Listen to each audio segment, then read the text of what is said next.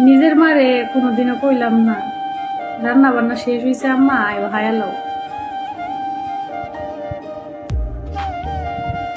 জামা কাপড় আসিনি দেও দয়া দেই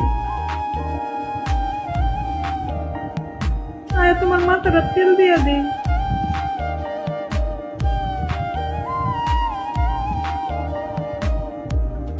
এরপরও মার কোনো অভিযোগ ছিল না কিন্তু পরের মারে এতগুলো এত কিছু কই দাও কোনো নাম নাই কোনো নাম নাই